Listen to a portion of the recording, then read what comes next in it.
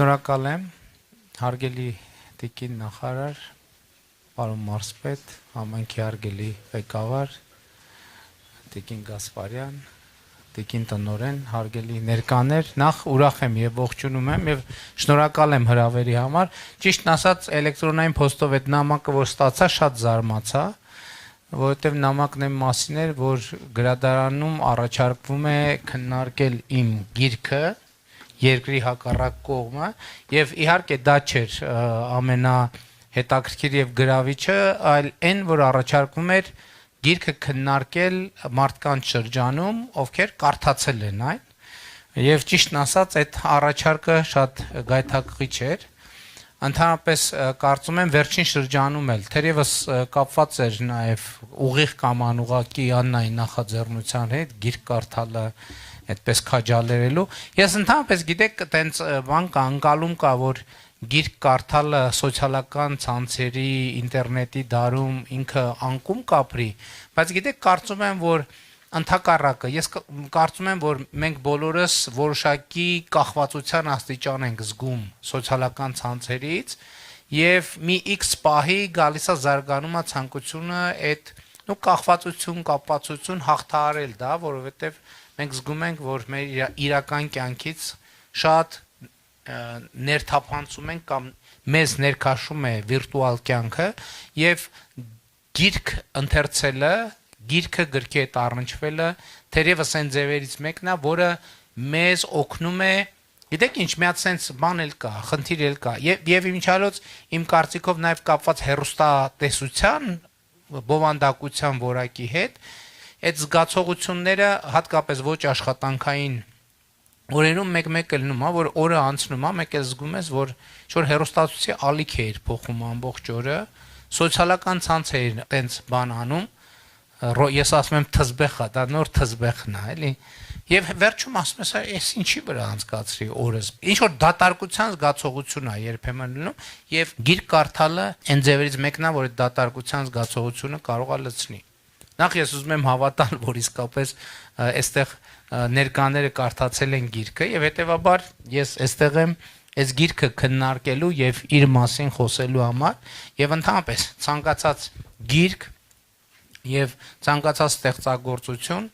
կարծում եմ շատ կարեւոր է ամբողջական ընկալելու համար իր համատեքստը եւ իր պատմությունը եւ իր նախապատմությունը իմանալ։ Ես այս գիրքը իհարկե հրապարակվել է 2018 թվականի հեղափոխությունից հետո, բայց բովանդակությունը հրապարակվել է 2008 թվականին հայկական ժամանակ թերթում եւ ես երկրի հակառակ կողմը սկզբից մինչեւ վերջ գրել եմ ընդհատակում, երբ որ ես 2008 թվականի իրադարձությունից հետո գտնվել եմ հետախուզման մեջ եւ գրել եմ Սիմիդյանների տանը, որտեղ ես պատասպարված եմ եղել 2008 թվականի մարտի վերջերից մինչև 2009 թվականի փետրվարը, ընդ որում այն ինչ որ այստեղ գրված է դա ամբողջական ըմբռնելու եւ պատճառահետևանքային կապերը հասկանալու համար այս պատմությունը շատ կարեւոր է։ Շատ կարեւոր է նաեւ թե ինչու եւ ինչպես է հայտնվել այնտեղ եւ ինչու որոշեցի, որ ինչ որ այստեղ գրված է պետքա գրվի։ 2008 թվականի մարտի 1 իրադարձությունների մասին բոլորդ գիտեք, ես հրապարակում էի եւ այնպես ստացվեց, որ վերջում արդեն մի խմբով փոքր 7-8 հոգանոց խմբով, միջալոց հիմա չեմ էլ հիշում կոնկրետ ովքեր էին այդ խմբում։ Հա, եւ արդեն պարզ էր, որ մենք պետքա հրապարակից հեռանանք, բայց մենք գիտենք նաև որ հրապարակը ամբողջը իրավապահ մարմինների Միասնիկյանի արձանի մոտից է ամբողջությամբ շրջափակված է ուժերով եւ բնականաբար ուզում ենք այնպես դուրս գայինք որ չձերբակալվենք, որովհետեւ այդ ժամանակ արդեն բնականաբար գիտենք որ տենց խնդիր կա եւ այդ խմբով մենք դուրս եկանք այդտեղից ես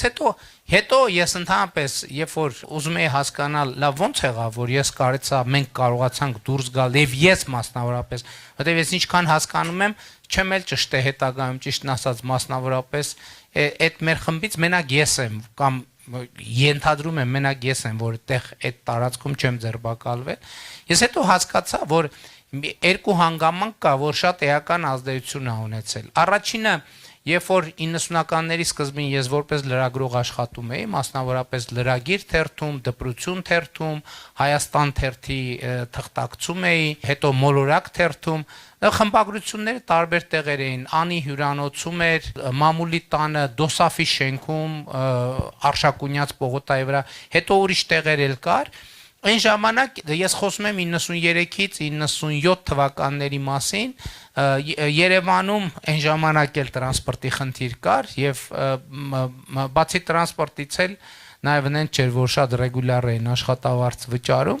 եւ ես իմ լրագրողական գործունեության ընթացքում ես շատ բան էի անում, զբաղեցնում եմ ոտով էի քայլում, այսինքն ոտքով քայլելը շատ բան էր, շատ ընդունված էր, ոնց միան ինձ համար։ Այսինքն ես նախընտրում էի կամ ոչ միայն նախընտրում էի, տենց ավելի հարմար էր, որովհետեւ եթե տրանսպորտով փորձեի այդ ամենը, օրվա կեսը կգնար եւ ես իմ աշխատանքը արած չէի լինի եւ այդ շատ քայլելը անընդհատ կենտրոնով եւ կենտրոնում եւ կենտրոնի միջով Բնականաբար քայլում ես, ուզում ես հնարավորինս կարճ ճանապարհները գտնես, իսկ կարճ ճանապարհը միշտ չի, որ այն հայտնի ճանապարհներն է։ Սովորաբար անհայտ կածանները, շենքերի արանքով եւ այլն, այդ ավելի արդյունավետ է։ Եվ առաջինը այդ լրագրողական իմ գործունեության ընթացքում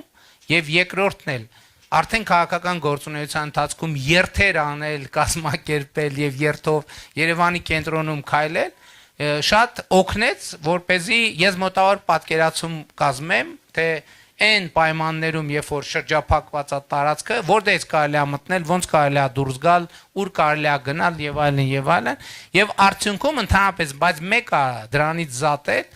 ես հայտնվեցի մի տարածքում, ընդհանրապես այս շատ հետաքրքիր պատմություն է, թե ոնց, որովհետեւ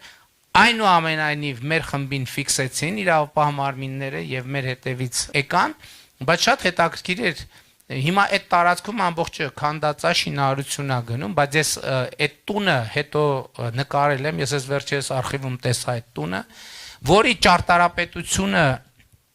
բաներ, MPC-ներ, իհարկե զուտ ինտուիտիվ, գիտեք որտե Ֆիրդուսի թաղամասն է, որտեղ հիմա այդ տունը չկա, ես վերջերս ստուգել եմ, չկա այդ տունը, որովհետև շենք է կառուցվում այդ տեղում։ Ինքը ասենց մի հատ փողոց, հետո նրբանցքից դեպի բակ տանող տարած, որտեղ փոքր բակ կա, որտեղ աստիճան կա, հետո մի հատ էլ սենց աստիճան կա, հետո մի հատ էլ սենց աստիճան կա, ու այդ աստիճանը գնում է եւ հանգում այդ տան մուտքի դռանը։ Մուտքի դռանն է հանգում, բայց այս դռնից աջ կա տանիքը արդեն երևում է։ Այսինքն կա, չէ՞, տենց կիսաձեղնահարկային պատկերացիք, աստիճաններով երկրորդ հարկ կա, բայց առաջի հարկի տանիքը կողքից երևում է։ Եվ ես բնականաբար չէի բաց այդ դուռը, եւ այդ տանիքով բարձացա եւ եկա հասա փողոցի կողմը, այն փողոցի կողմը, որտեղ հենց ներքևը արդեն ես այս տանիքում եմ, տանիքն են ցածր Ֆիրդուսի շենքերի տանիքից է պատկերացեք։ Ինքը առավելագույնը 2.5 մետր ներքև է, եւ այս ներքևում այն ոստիկաններն են, որոնք ինձ փնտրում են։ Այսինքն իրանք ինձնից կամ չգիտեմ ոստիկանությունը ասած չգիտեմ ովքեր են, մարդիկ են։ Իրանք ինձնից գործնականում 3 մետր հեռավորության վրա են, իհարկե ես եկա եւ այդ տանիքում նաեւ սենց անկյուն կար, այդ անկյունում տեղավորվեցի։ Իրանք մի քիչ ավելի ուշ հասան, որովհետեւ ձայներս ոտքերի ձայնը կլսեին, եւ ես այդտեղ լուր նստեցի եւ բնականաբար իրանք փնտրեցին եւ չգտան։ Եվ թողեցին հեռացան, բայց մի հատ շուն կա, որ ինձ շատ օգնել այդ ժամանակ։ Ես տենց է շատ ուզում եի շանը տեսնեմ հետո ինչ որ ձևով, բայց չստացվեց։ Որտեւ օպեր աշխատողներն են, դե օպեր աշխատողներ են։ Իրանք երբ որ ինձ չգտան, բայց իրանք հաստատ գիտեն, որ ես այդ տարածքում եմ։ Իրանք հաստատ գիտեն, որ ես այդ տարածքում պատահաբար եմ հայտնվել։ Իրանք հաստատ գիտեն, որ ես թաքնված եմ իրանցից։ Իրանք գիտեն, որ երբ որ ես մտածեմ, որ իրանք տարածքում չեն, ես դուրս կգամ, եւ երբ որ դուրս կգամ, իրանք ինձ արդեն կհայտնաբերեն եւ կձերբակալեն։ Եվ այդ շունը ինչ կապ ունի այս պատմության հետ։ Որովհետեւ ինչ որ մի ժամանակ լռություն էր, եւ երբ որ այդ մեր հարգելի օպեր աշխատողներից ինչ որ մեկը ինչ որտեղ շարժվում էր, շունը հաչում էր։ Ես այդ շան ձայնն եմ շատ հիշում, ենթադրում եմ, Ենթադրում եմ, որ այդ ձայնից համենայն դեպս տենց ես պատկերացնում եմ, որ տենց լավ, տենց խոշոր գամփր շուներ, որ շատ թավ ձայն ուներ, ես իրեն չեմ տեսել։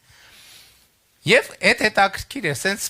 սպասում էի, լռությունա, կատարյալ լռությունա, որ and սովորական պայմաններում ուղղակի պետքա դուրս գայի, ասում եք, չէ, էլի պետքա սպասել, եւ ինչ որ մի ժամանակ հետո շունը հաչում էր, հասկանում էի, որ դեր տարածքում մարդ կա։ Եվ երբ որ եկավ այն պահը, երբ որ շունը սկսեց արդեն ֆունդամենտալ չհաչալ, ես հասկացա, որ մեր հարգելի օպերաշխատողներն էլ հոգնել են կամ մտածել են ես տեղից դուրս եմ եկել եւ գնացել եմ։ Եվ հաջորդ հարցը ինչ անեմ ես, ինչ անեմ, եւ ուզում եմ հասկանալ այդ կետից ես ուր կարամ գնամ, որպեսզի տեղաշարժս մեծ չլինի։ Եվ այդ տունը, այդ տանիքը շուրջս նայելով ես տեսա, որ ֆիքսեցի, գուցե միջև էլ էի ֆիքսել, որ մոտակա շենքում տեսա Աշոտ Բլեյանի բնակարանն, տունն է, այդտեղ որտեղ ես եղել եմ բազմիցս, եւ մտածեցի, իհարկե որոշում եմ ինչ անեմ, գնամ տարբեր, բայց հասկացա, որ եթե տարածքից դուրս գամ, հնարավոր չի կհետնաբերվեմ։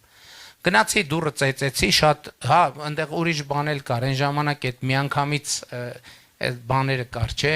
ինքնաշխատ լույսերը, որ սկսել էին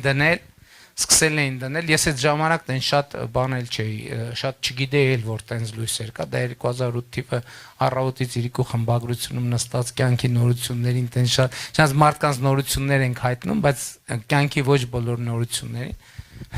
եւ ես երբ որ մտա դուրը բացեցի մտա այդ շքամուտք, լույսը վառվեց, ու ես հիշում եմ այն բանը, իմ այն միտքը,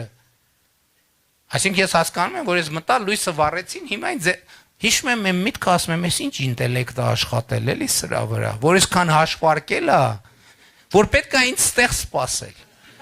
Եվ երբ որ մտել եմ այդ լույսը վառվել է, ես հիմա սպասում եմ, որ իրադարձություն պետք է անի ու ոչ մի բան տեղի չի ունենում։ Ես չեմ հասկանում ինչա կատարում, մեկ էլ լույսը անջատվում է։ Հասկանում եք, ես ասում եմ, բան եմ էլի, այդ մտքում այդ բան զգացողությունից գիտեք որն է, որ այն օպերաշխատողը, որ այս ամեն ինչը պլանավոր է, ես ուզում եմ իրան գրկեմ։ Որովհետև ինքը հանճար է, որովհետև հնարավոր չի, որ ես հաշվարկվեր, որովհետև ես գիտեմ, չէ, այդ ոնց է եղել։ Սա հնարավոր չէր հաշվարկել, բայց եթե այդ մարդը հաշվարկել է սա, ես ուզում եմ իրան գրկեմ, ասեմ դու հանճար ես կարճ ասած, դու ստեղ պետք է չաշխատես, քեզ հիմա պետք է գեներալի կոչում տանես, անեն, ու լույսը անջատվում է։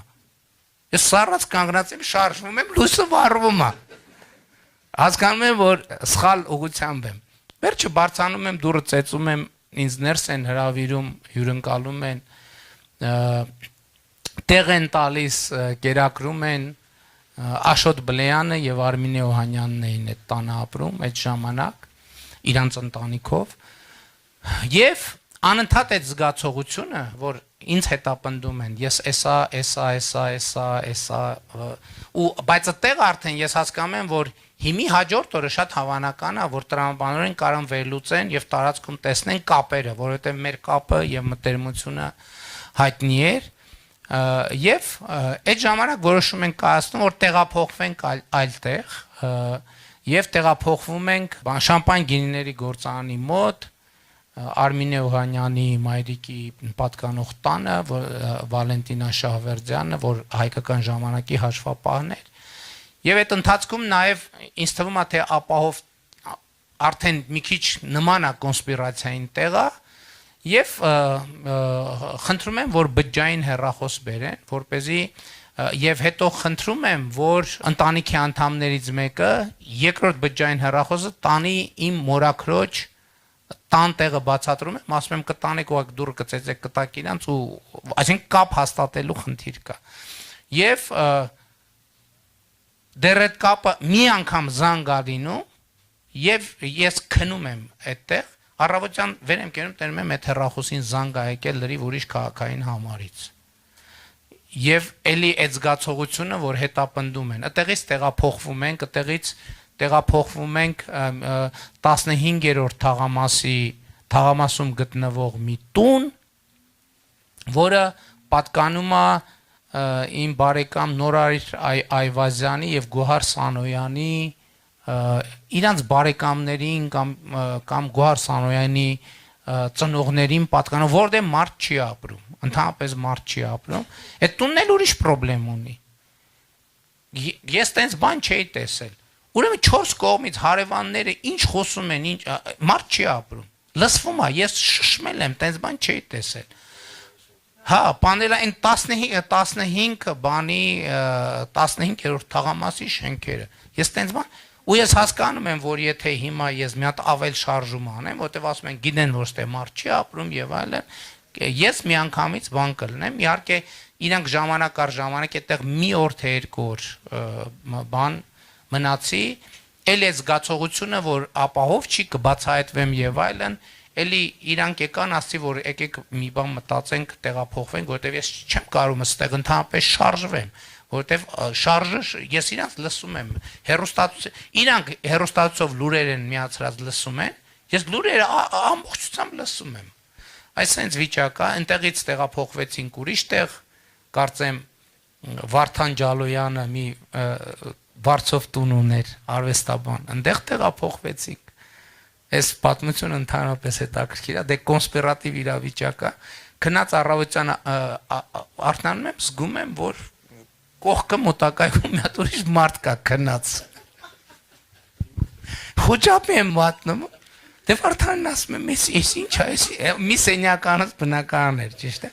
Ասում եմ, միան հանգստացի, եղբայրս է եւ այլն, բայց ասում եմ, սա բան, պետք է ոչ մեկ չի իմանար։ Այդտեղից տեղափոխվում ենք Սադիկյանց Ռուդիկյանց տուն եւ այդտեղ պայմանավորվում ենք, այդտեղ մի հատ էլ է դրվագ լինում, որ իր տղան պետք է ինձ գար դիմավորեր ինչ որ մի բակում, ես իրան պետք է հարց տայի, չգիտեմ ծխախոտի մասին, թե հա տենց ինչ որ մի բան, բայց լրիվ իբր պայմանավորվել ենք, որ պարոլ, հետո պատասխան բան, բայց ես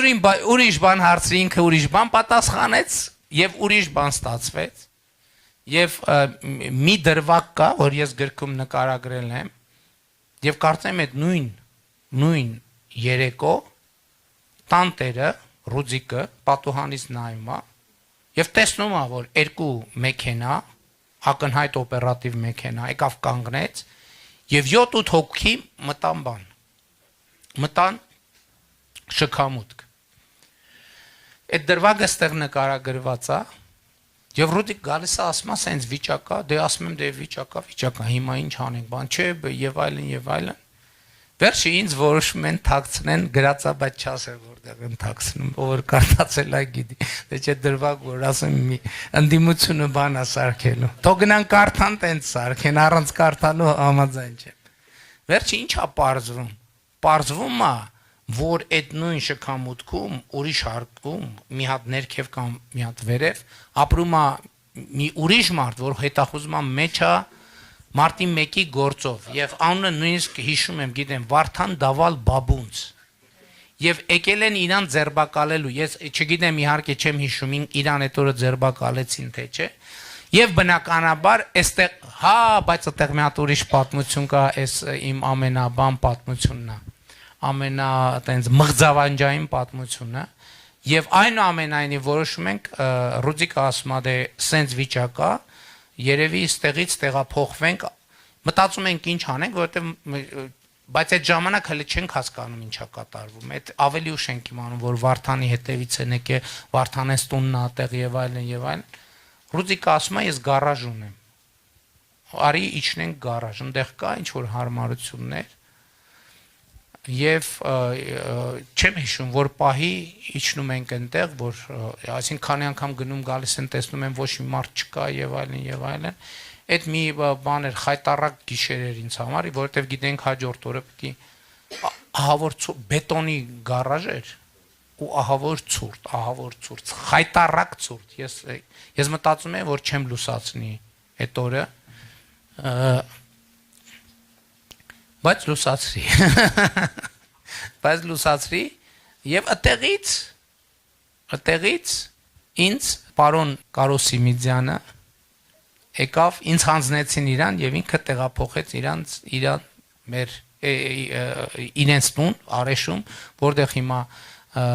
պարոն Սիմիդյանենք ապրում են, այսինքն նույն տունն է,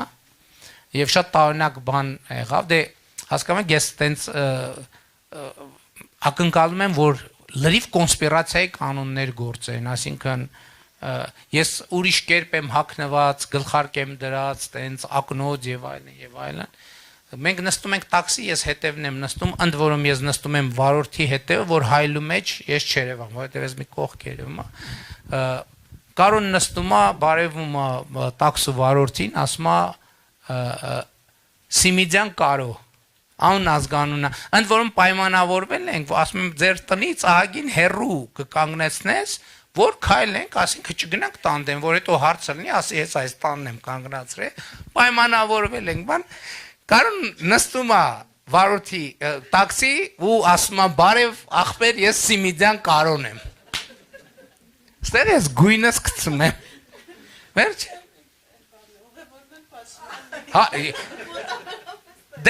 Համարյա պտի ասել տեղ ոնց որ ռուչնոյը քաշեց կանգնեց, այդ տենց վիճակ է։ Ընդ որում այդ արդեն 10 քանի օրը այդ տաքսու միջով պտի գային բանից հարավ-արևմտյան թաղամասից, որովհետև Ջալոյանի տունն էլ, Ռուդիկենս տունն էլ հարավ-արևմտյան թաղամասում էր, պտի գային կարեժ եւ մեր տան տակով անցանք հայրին իմ այդ նոստալգիան, որ հիմա ես անցնում եմ ու լույսը վառ էր ու չեմ կարա մեր տուն գնամ, այդ շատ ծանր զգացողություն էր, վերջը եկանք իհարկե մի քիչ հեռու կանգնեցրինք տաքսին, բայց արդեն իմաստ չուներ էլ հեռու կանգնացնել թե մոտիկ եւ դարպասի մոտ Հակոբին ինչ որ ձևով լուր էր տվել էլի, բայց ոչ կոնկրետ, Հակոբը հանգստացած դուրս էր եկել եւ դարպասի մոտ սպասում էր։ Այդ ժամանակ ընդհատակյա կյանքը կանոնավորվեց, որովհետեւ արդեն հնարավորություն ունեի մամուլ եւ այլն ունենալ եւ էլի այդ զգացողությունը կար, որ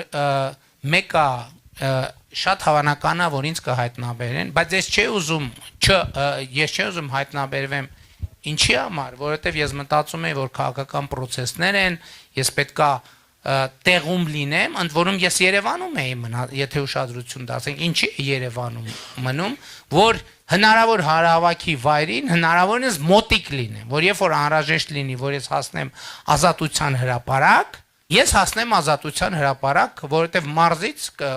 ճանապարհը երկար է եւ Երևանում ավելի հեշտ է։ Եվ X պահից տենց գաղափարը առաջացա, բայց ինչ անենք լավ, որ սենց նստենք ուղակի տենց կոնսերվատիվ հաստատ կհայտնաբերեն։ Եվ այդտեղ գաղափարը առաջացավ, կարծեմ Հակոբը մի օր եկավ ասեց, որ դե ինքը գնում էր հրապարակում պատտվում էր, ասես տենց լուրեր կան, որ չգիտեմ Դուբայում եք, թե Ֆրանսիայի դեսպանատանն եք, թե Ամերիկայի դեսպանատանն եք եւ այլն։ Այդտեղ ինձ ոնց որ գաղափար առաջացավ, էլի, ասացի, որպեսզի բան չլինի, պետքա շեղել։ Եվ այդտեղից առաջացավ գաղափար, որ հոդված գրեմ, բայց ասում եմ ինչ հոդված գրեմ, չեմ գրի հոդված, որ ես բանում եմ, Դուբայում եմ, նախ դա սուտ է։ Երկրորդն էլ չեմ կարա բան գրեմ, որը սուտ է։ Երկրորդն էլ, հա, օքեյ, ինչ, պետքա ինչ որ բան նկարագրել։ Եվ չեմ հիշում ոնց առաջ եկավ այդ գաղափարը, ես հանկարծ արձանագրեցի, որ ես ժամանակ ունեմ գրել այն ինչ որ պետք է, նկատի ունեմ, որ ես այդ պահին 2008 արդեն 10 քանի տարի թերթում եմ աշխատում եւ թերթում պետքա ինչ որ կոնկրետ ժամկետում, ինչ որ կոնկրետ չափի, ինչ որ կոնկրետ բանի մասին հետ չմնալ ուրիշներին, այդ լրատվական մրցակցության մեջ լինել, փորձեր այդ լրատվական մրցակցության մեջ ինչ որ հետաքրքիր բան գտնել եւ ես զգացի հետեւյալը, որ ես հիմա ուղղակի նստած եմ եւ կարամ գրեմ ուղղակի չնայած հոդվածներ էլ էի գրում այդ ժամանակ ամենօրյա։ Կարամ գրեմ ուղղակի այն ինչ որ սորական պայմաններում չէի կարողանա գրեմ եւ այդտեղ ծագեց վեբ գրելու գաղափարը, բայց ոնց գրեմ վեբ։ Եվ ինչպես կապեմ էսի իրավիճակի մեջ, խնդիրը հետեւյալն է, խնդիր 1 գրել շեղել իրավապահ մարմինների ուշադրությունը։ Մինչ այլոց հետո պարզվեց, որ դա էֆեկտ տվել է, որովհետև երբ որ ես արդեն ընդհատակից դուրս էի եկել, 2010 թվականին ես падգամավորի տեխնացու առաջադրվեցին, չգրանցեցին այն պատճառաբանությամբ, որ իս վերջին 5 տարում չեն բնակվել Հայաստանի Հանրապետությունում։ Եվ երբ որ մենք դատի տվեցինք, ներքին գործերի նախարարությունը մի հատ տեղեկանք տվեց, որ իրանց օպերատիվ տվյալներով ես ապօրին ճանապարհով Հայաստանից դուրս եմ եկել եւ հետո վերադարձել եմ։ Ինչ որ նկարագրված է այստեղ։ Այսինքն դա իր էֆեկտը տվեց։ Երկրորդը, որ գրել մի հատ sense նրբություն էլ կա, որի մասին ուզում եմ կիսեմ ձեզ հետ։ Այդ ժամանակ իրավիճակը դուք պետքա լարվածությունը պատկերացնեք, ես վստահ չէի, ես կարողանամ կյանքի վերադառնալ, թե չէ։ Այսինքն ես չգիտեի ինչ հալնելու ինձ հետ այդ կետից, որովհետև շատ լարված էր իրավիճակը, շատ մեծ նեգատիվ կար, եւ այս վեպի գաղափարի մեջ կար մի հատ sense նրբություն։ Ես ոնց որ մտածում եի, որ կարող է այնց լինի, որ ես կյանքի չվերադառնամ,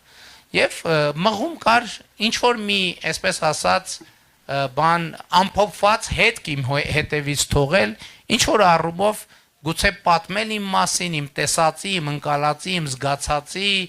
մասին, էս էլ եկավ միացավ։ Բայց ընդհանուր առմամբ քաղաքական կոնտեքստն էլ շատ էլի հետաքրքիր ստացվեց,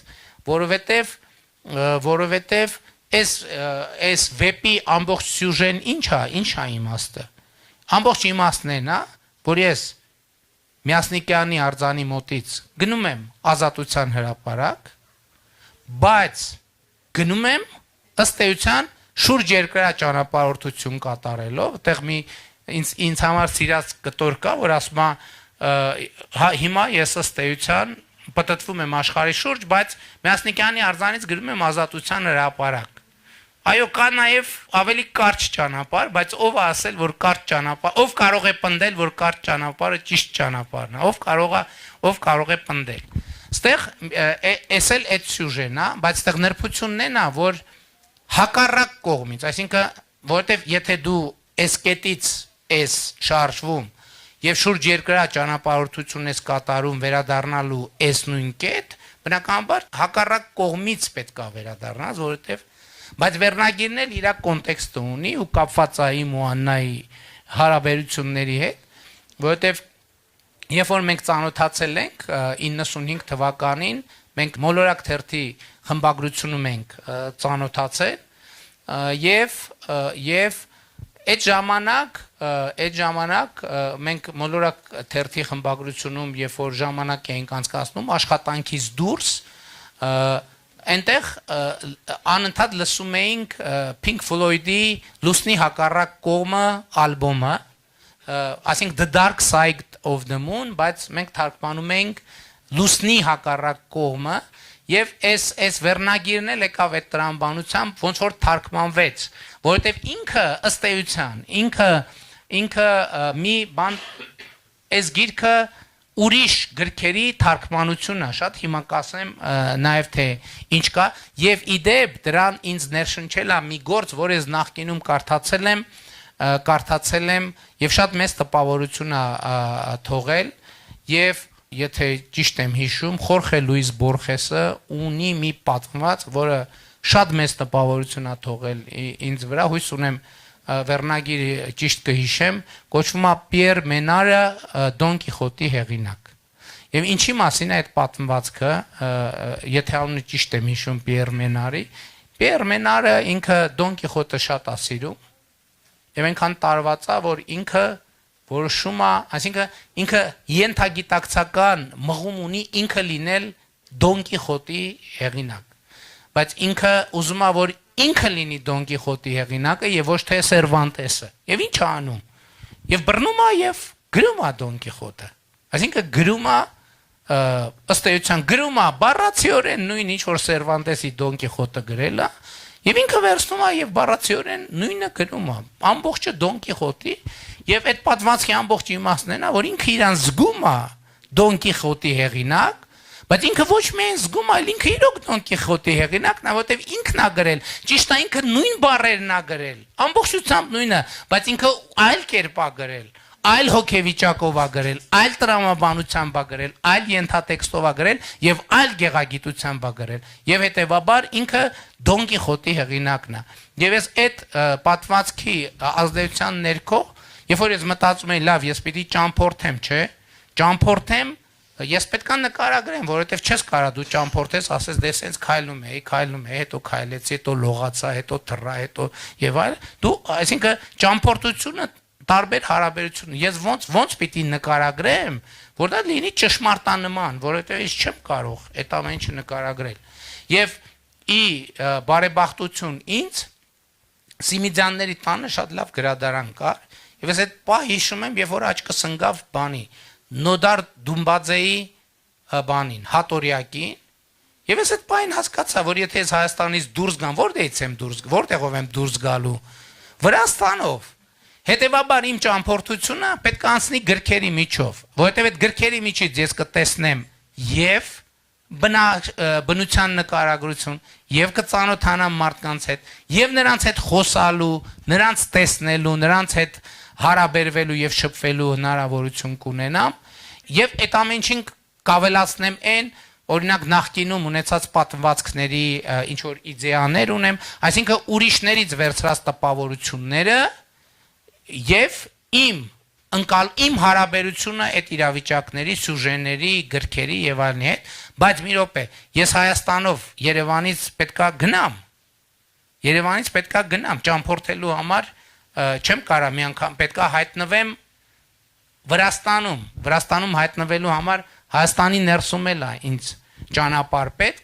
եւ այնպես ստացվեց որ գաղափարը ծագեց եւ այդ ժամանակ ես սկսել հենց հայտնվեցի այդտեղ սկսեցի Թումանյանի հատորյակները կարդալ այնց բոլոր հատորները կար եւ այնպես ստացվեց որ դա զուգատի պես այսինքն գիտեք ես չգիտեմ որ միտք եղավ սկզբից որը հետո ինչ ես հիմա ընդհանուր տենց խառնած եմ պատմում եւ Հովհաննես Թումանյանը դարձավ այս գրքի իմաստուն ծերուկը ով որ ուղեկցում է ինձ այս ողջ ճանապարհին այստեղ մի հատ նրբություն էլ կա այնտեղ Մարկո հերոս կա այդ Մարկոն սերբական էպոսի հերոսն է որին Թումանյանը թարգմանել է այդ ժամանակներում իմիջայլոց Սերբիան շատ հրատապ էր ինչի որովհետև 19-րդ դարի վերջին 20-րդ դարասկզբին Սերբիան մեր հանրային քաղաքական մտածողության վրա շատ մեծ ազդեցություն է ունեցել ինչի որովհետև իրանք անկախություն ստացան եւ մեր իրականության մեջ բան կար որ Սերբիայի նկատմամբ այդ սևեռվածություն իսկ ինչու մենք Օսմանյան կայսրության մեջ եթե սերբերը կարողացան ինչու մենք եւ սերբական թեման մեծ բաներ եւ այս տրամաբանության մեջ է որ Թումանյանը սերբական էպոսին անդրադարձել է որտեվ խնդիր է եղել ինչն է եւ իհարկե Թումանյանը այս ընթացքում այդպես լորվա ձորերով եւ այլն հետո Նոդար Դումբաձեի իհարկե շատ մեծ տպավորություն թողեց էլի վերնագիրը Իլիկոն այո ես այդ գործը որ կարդացի այդ բանի վիճակում շատ մեծ պոզիտիվ էներգիա տվեց տենց իսկականից որ սենց լիցքավորում է ընդհանրապես Նոդար Դումբաձեի ամբողջ հատորյակը բայց այդ գործը առանձնահատուկ եւ այդտեղից այդ ճամփորդությունը գնաց հետեւաբար գիրքը ամբողջը ճամփորդությունն է դրա մասին այսինքն այն մարդիկում հետ ես խոսում եմ իհարկե եթե դրանք իմ սեփական մտածած սյուժեները չեն հիմնականում գրքերի հերոսներ են եւ իրավիճակները ինչ կա օրինակ կա չէ որ գիրք կա մենք կարդում ենք հերոսները տարբեր իրավիճակներում են հայտնվում տարբեր հարաբերություններ են ունենում տարբեր պահվածքներ են ունենում տարբեր մենթալիտետ եւ նախասիրություն են ունենում բայց այնուամենայնիվ գիրքը կարդում ես ավարտում ես եւ հարցեր ամնում քեզ հերոսնին ուզում ես հարցեր տաս կամ իրավիճակի հետ չես հաշտվում ինչի է սենց ինչի սենց եւ ոչնեց եւ ըստ էության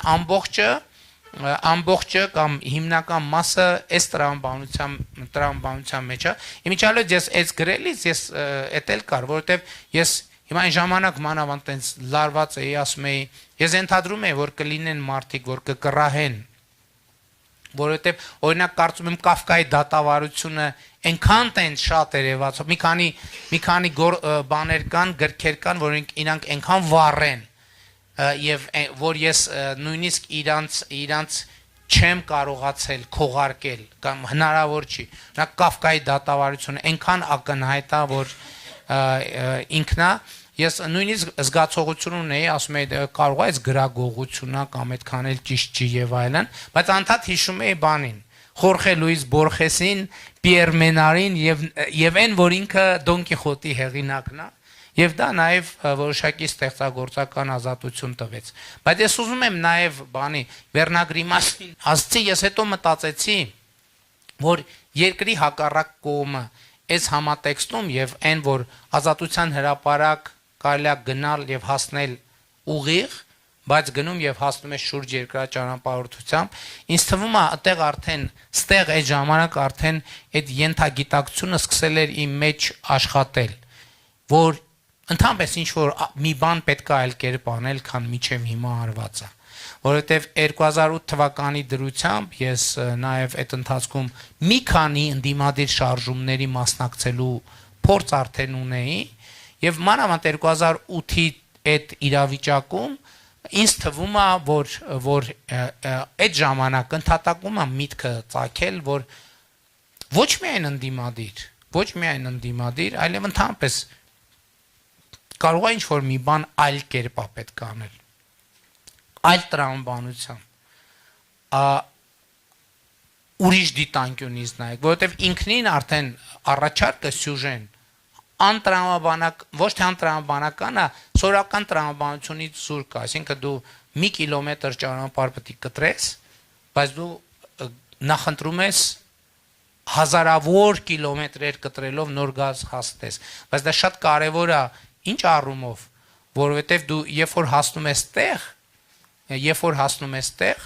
դու արդեն զինված ես նոր գիտելիքով, նոր տպավորությամբ, նոր հմտություններով եւ այլն եւ այսպես շարունակ։ Եվ հետաքրքիր է, որ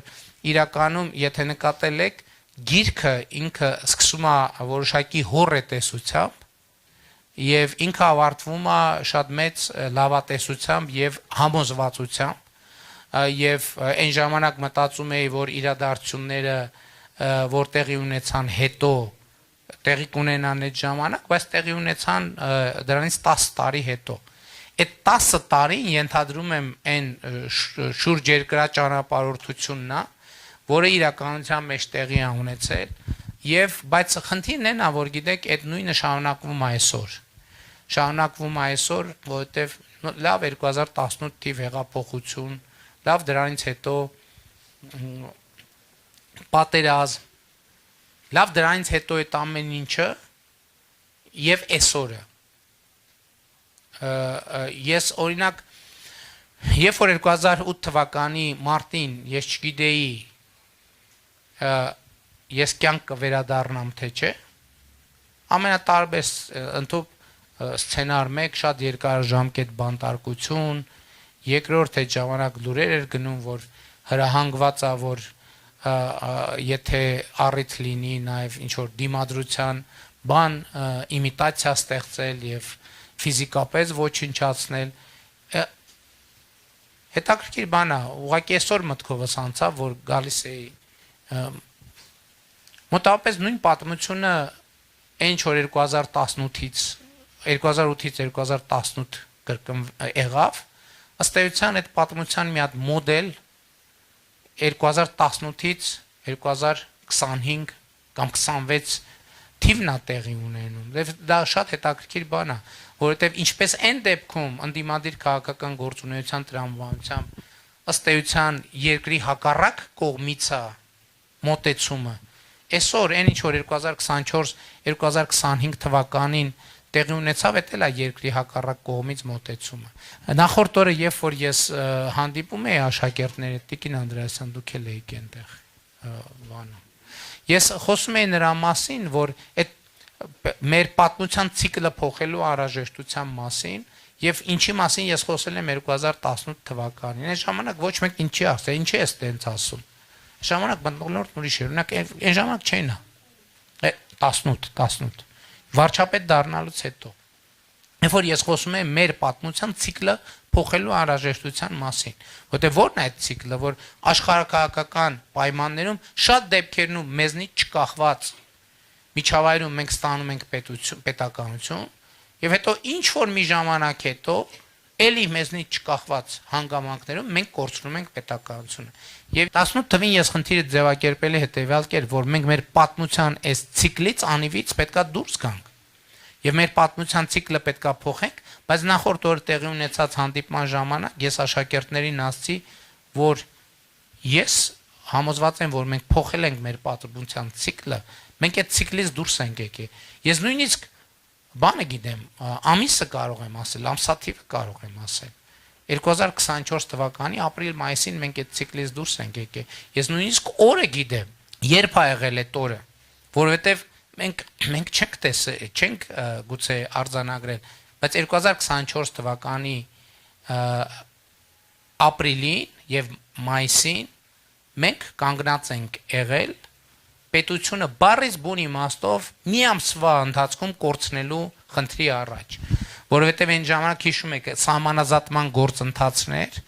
եւ Հայաստանում մեծ բաներ առաջանում, աննախադեպ մեծ դիմադրություններ առաջանում, ինչ նարատիվներով էական չի։